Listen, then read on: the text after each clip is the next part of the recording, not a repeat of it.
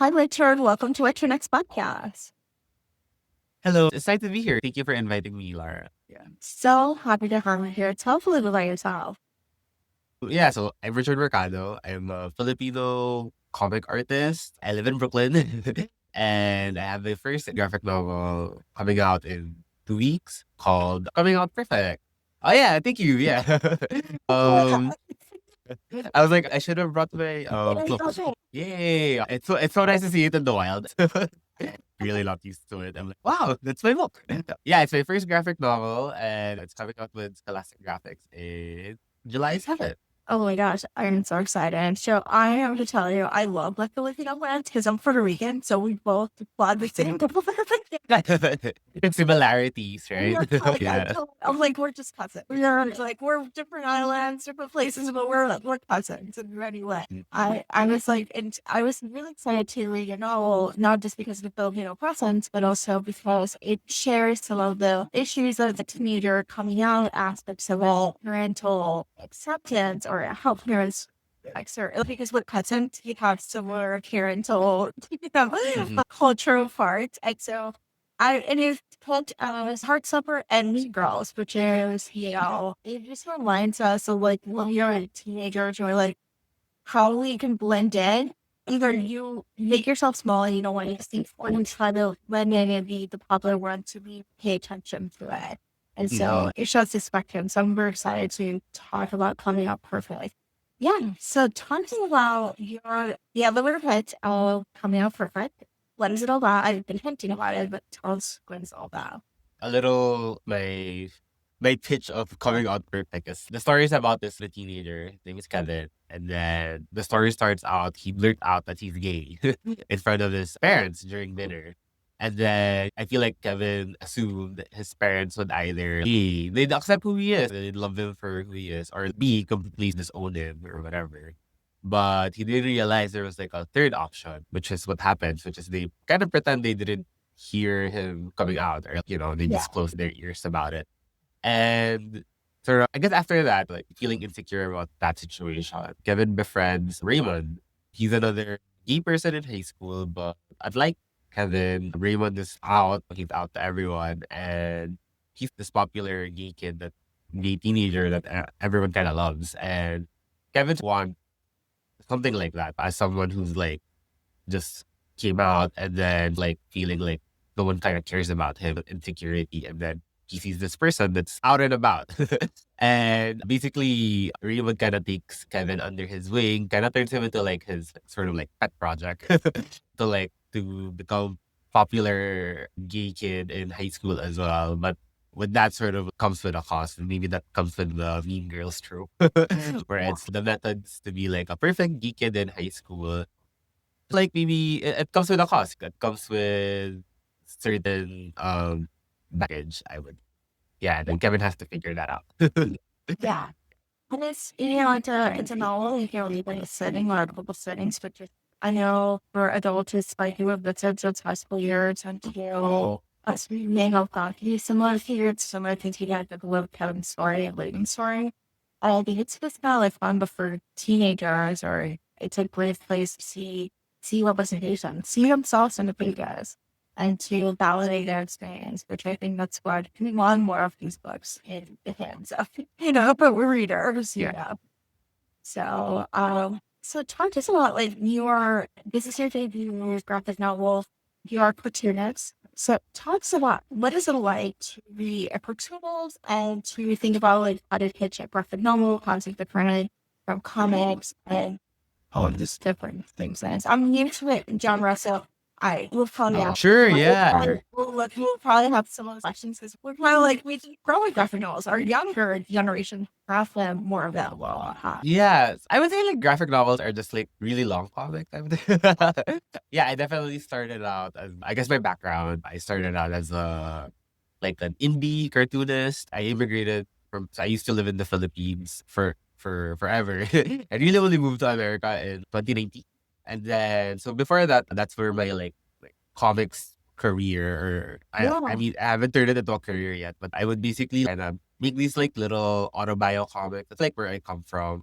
geek comics basically. And then I would print it in these like little zines and something and sell it at like small book fairs, conventions. And that's like where I started. And then once I moved to America, I was like, oh my God, I feel like there could be an opportunity to do this at a higher level, or do something that's basically a graphic novel. Things I've always seen when I go out at a bookstore. I always see these graphic novels, and I wonder how I could get there. That like I really work towards that afterwards, and I guess that's where I really focused. Like the stuff that I do now, which is basically like contemporary gay comics for aimed towards or about Filipino teens or like young adults. I just feel like it's a demographic, or like it's like a space that people don't like really tackle as much, and I feel like I have a lot to say about it. So this is why this coming out perfect. This is why I really focus on that type of story, because I feel like yes, it like these stories have been told in some capacity, but I really wanted to be able to tell a similar story, but like in my with infusing or like my own upbringing, and then how in my own perspective as a Filipino. I live in Puerto Rico. I grew up there. My family still lives here. So I understand immigrating to the U.S. to the mainland. Like, it's so shocking when we think about like things we take for granted or not telling or things that we're like, oh, it doesn't always happen this way. And you realize, and then you realize here it's so different. It's a shock to the system, and it's also I think the cultural background is specific. I think it's nowadays not just these first generations way to look at how they do things. But I love the fact that you were able to start as a cartoonist and start indie, and you like build your voice, find your voice, and now in the US the opportunities, which is sometimes we move to US for the opportunities. I just see it like actually not just your community, but also smart dad who may be feeling taken a to really not, and they're learning more about it too. So I want to talk about when you come up with the panels and the cartoon and the dialogue and the story, because I think in some ways it's a different type of way. What comes first? Do you envision the panels first, or do you envision the dialogue or the plot? Or do you plot it out? Like, how do you put together? Because I'm thinking, like, can you answer your way to this in some ways? I think I guess or how I would do it, and I feel like a lot of graphic novelists would have a similar process. But for me, how I would do it is how I did it, and how I do long form stories in general is I will have an outline first of the whole like what goes on in the story. So I definitely have an idea of what story beats kind of goes on, what would go on in the book. And then I would write like a loose script per chapter or something. I have in my head on what it's supposed to look like, and I do have an outline to base it on. I basically write like the dialogue of the whole chapter, or like a whole scene, a notepad. After that, once I've written like the dialogue out, it's not like super strict or anything, but I feel like I need to imagine them having pristine like what the conversation's going to be before I could imagine drawing a scene. And then once I've written like let's say a scene, a dialogue, that's when I transfer it into, we call it in cartooning, we call it thumbnails. It's like an animation, maybe like storyboard. So it's the comics, but like it in stick figure format. So like a really easy way to plot out the scene, and then I like piece the dialogue in, so I know what the pacing is. Since I've written the dialogue, kind of like that when I draw, that's when I imagine how it's gonna be split up per page and how I'm gonna split it up. That like the thumbnail phase is like where I really focus on like getting the pacing done, and then like how it would feel if I put this dialogue in this page, like would it have more impact, that sort of thing. Yeah, so I draw the stick figure stuff afterwards, and then once I have so I basically thumbnailed the whole book. So there's a version of this book where it's all stick figures with dialogue. You'd be able to understand the book, except it's just it's a lot of smiley faces. Yeah, and then after that's when I like once I'm like that kind of planner where like I need everything to be done first before I really get into the actual drawing of it and then the visuals of it. So once I jump into the actual rendering or drawing the actual book, everything's plot out, so I can just focus on making it feel the way I intended to feel towards that. Like visually. Yeah. Yeah. So that's like my process in general from like beginning which is like the outline to the end. So it very, I guess in my head, I'm a bit like methodical in Yeah. my process. I think some cartoonists would be a bit more like they mix up. Sometimes they would draw before they like write the dialogue or something. But I think for me, I like to hear what the characters are saying. I think the words are very important to me. And then I can like pair a visual afterwards, I would Yeah. say. Yeah. I love waffles. I think they were engaging me. I was like, because I've Of course. Yeah.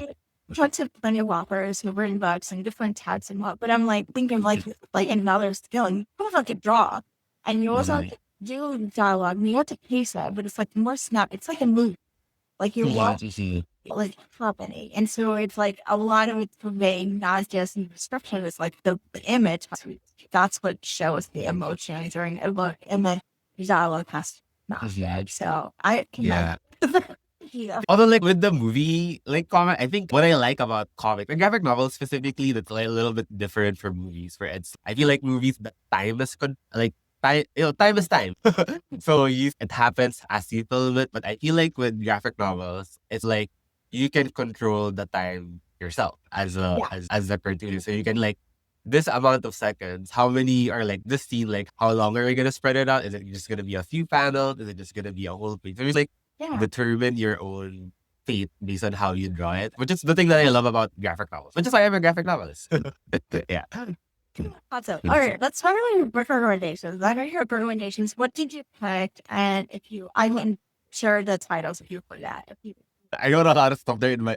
What would I recommend? Because I know, I mean, usually it would be like books or something, but I definitely, for me, it's like since I love graphic novels and manga, I had to include it in there. Yeah. I think you talked about Rumi by Jillian and Mariko Tamaki. Yeah. So that one is a graphic novel. I don't know if you're familiar with Jillian Tamaki and Mariko Tamaki's work. No. No, okay. Chloe, I'm new. I'm learning. So more. Their most famous graphic novel, I would say, is This One Summer. But I guess I'll talk about Brewing a little bit more. They came out with this in 24. And I love recommending this book because as a graphic novel, I feel, and in the young adult space, I feel like Mariko and Jillian sort of are like how I would say, the masters. So they're really good at storytelling in terms of really mixing the writing and the visuals together. Where it's like if you read the book, you can get something out of just the word, and then you can get something out of the visuals, and then you can get something completely different altogether. Once you read it again, it's I didn't catch that. They add these little symbolisms where the addition of adding the two things together creates for a very emotive and very like it's just really good. So the story of Brewing it's just the premise is actually pretty simple. It's three, I think they're going to college, and then three girls, and then they take a trip to New York City, and then it's just the experience of traveling with friends for the first time as a young adult, and sort of like what comes into play when you go on your first vacation with friends. Sometimes you don't realize, you actually fight or something, and they're able to really hone in on that and be able to extrapolate a lot of different feelings. It's a pretty simple premise, but and then with the background of New York City, with the setting of that. So I love recommending. I'm very inspired by that, where it's the location is part of the story also, and then how you can get a lot out of a simple premise. I would say, yeah. It's set in 2009, so I'm like, I am here for it. Yeah. It's in New York City. Like it's, I love books set in the odds. I went to they had a book talk in New York or something. A few years ago, and it was very interesting because Jillian, Jillian's the artist, and then she showed different stuff that she took from her camera back in 2009. So she really informed it, like the backgrounds, the where they are based on the photographs that she stayed when she lived here back then. It was really cool. Yeah, it's like a time capsule. Yeah, so you're in the city, you're in Brooklyn, right? So it's very different. I left New York in 2020 for the pandemic, for OLF.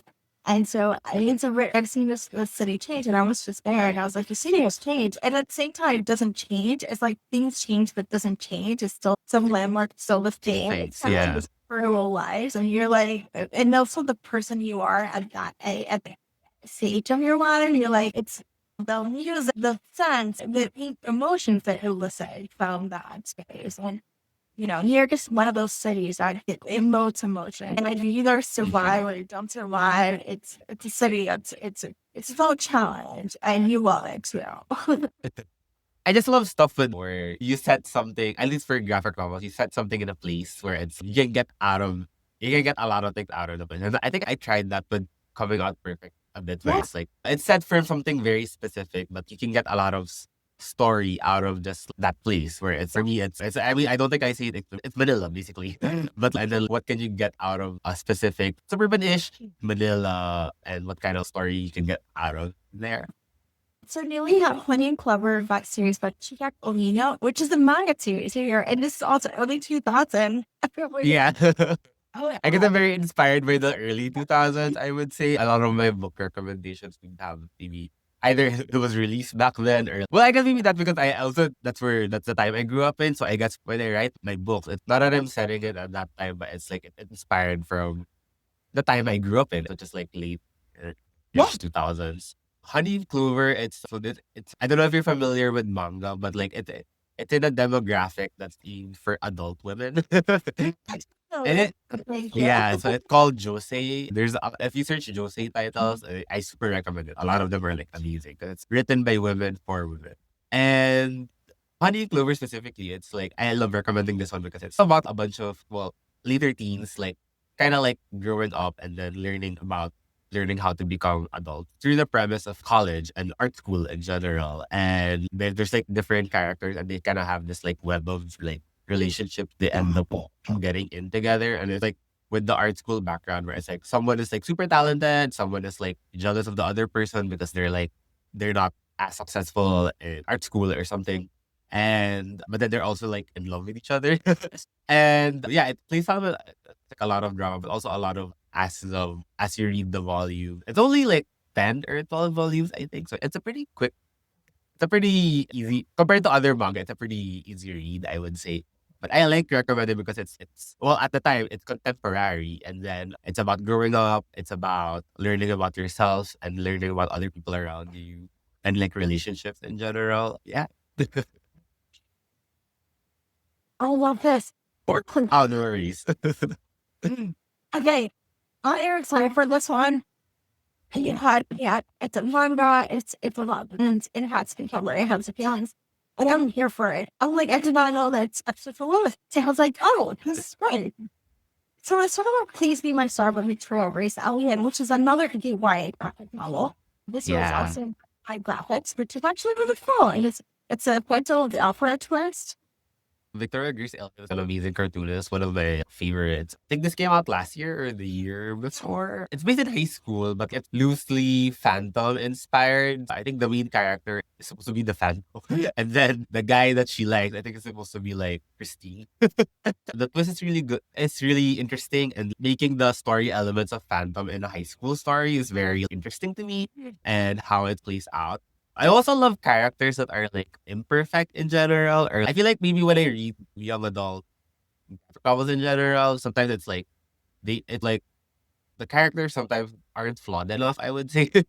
Where I think if you're a teenager, you always make mistakes and stuff, and and what I love about this one is this character really makes mistakes, and and the author just really goes for it, and I really like that. I don't know. Someone said it's like loser representation. But I mean, like the main character, I love it. It's well intentioned, and the art is just so gorgeous, so visually stunning. That's why I always recommend as and one of my favorite young adult graphic novels. Yeah, You're giving me so many good recommendations. it's the It's so good. I mean, kind of like, I love this is like someone who's new to a different genre. So this particular thing, I'm getting recommendations. I'm like, oh, I'm going to read this. How do I read this? And I love graphic novels, and I think manga is the same way, but you read it in a couple settings. Like it's not this much. it's not a tasking read, I would say, right? It's taught. Yeah. So these Yeah. are fun. These are great things to do. The final recommendation is one that I've been so curious, and I can't wait. I know it's a short novel, which is another one you can read in a setting, which is Convenience Store Woman by Sayaka Yeah. and Murata. Mhm. Talk about wow, we should find it out. I've seen it everywhere. So I picked it up recently or like a few months ago. It's one of my more recent reads and I really recommend it. I think it's what's the word I'm looking for? It's so insightful and so so empathetic, I would say. But I guess the author is telling about, I mean, I don't think it's autobiographical, but the author is basically writing about a similar experience or something.